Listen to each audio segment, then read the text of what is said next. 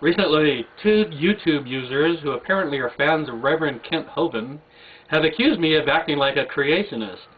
Specifically, they claim that I reject Reverend Hovind's lies and falsehoods out of ignorance, and that I did not view the Reverend Hovind video that I commented upon.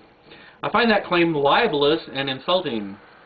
Not only have I viewed many of Reverend Hovind's videos on YouTube and elsewhere, I have also attended several of his sermons in person. I am intimately familiar with Reverend Hovind and his claims. I reject Reverend Hovind's claims specifically because I am familiar with them.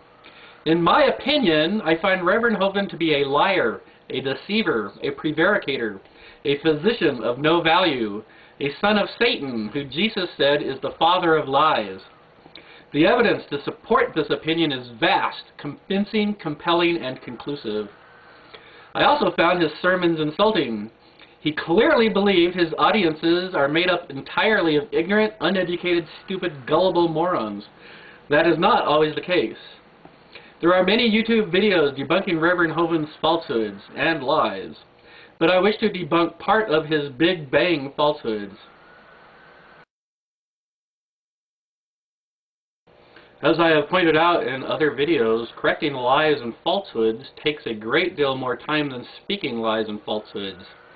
Reverend Hovind's lies have been debunked many hundreds of times, and anyone with internet access can find the corrections to Reverend Hovind's lies easily.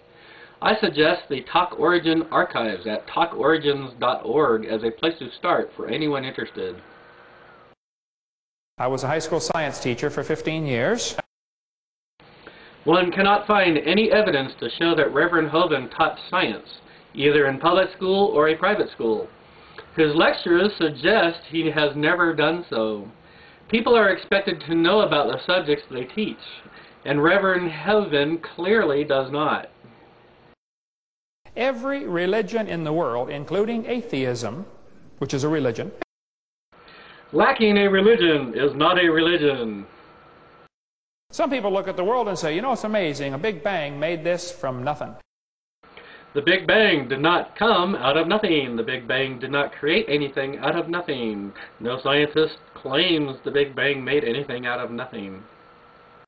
If the evolution theory is true, like taught in our school textbooks, the theory of evolution is not true. It is correct, but it is not true.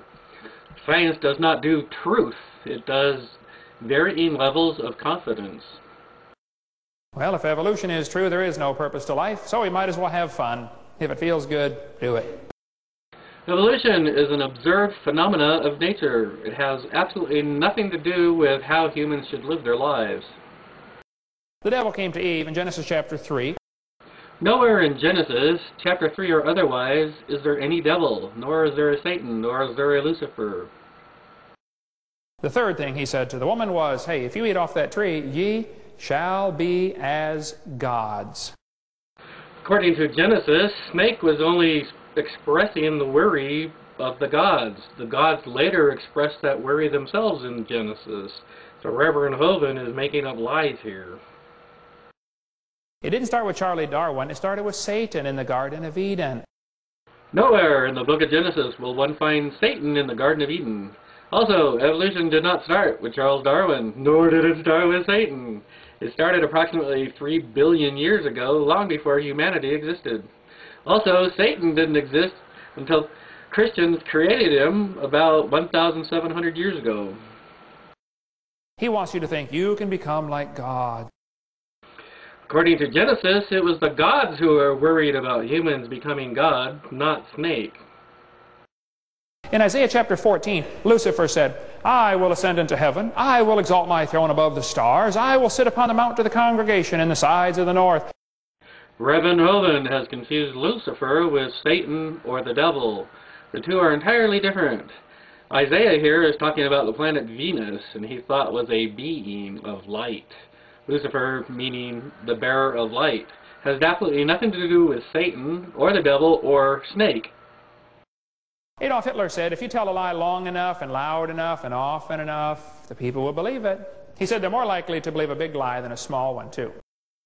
I find it extremely ironic, but not at all surprising, that Reverend Hovind would quote Adolf Hitler when discussing the big lie. Hitler was referring to the Jews using lies so colossal that those lies are believed. Reverend Hovind here has just swapped scientists with Jews, but Hovind's reason for doing so is the same as Joseph Goebbels and Adolf Hitler's. Reverend Hovind uses the big lie while at the same time denouncing it. That is how the big lie works. The Bible in Job 13 verses 4 through 12 warns people like Hovind against lying for the sake of God. I guess Reverend Hovind never got that far in his Bible reading. So there you have it. I have debunked the first 6 minutes of Reverend Hovind's lecture on what he calls creation science, the Big Bang. Of course, I did not take the time to debunk all of his lies and falsehoods, but only the first 6 minutes. If anybody is interested in the correction of his remaining lies, I suggest that they look at the excellent videos on YouTube that do so, and look at the websites on the internet that specifically debunk Reverend Hovind. Thank you for watching.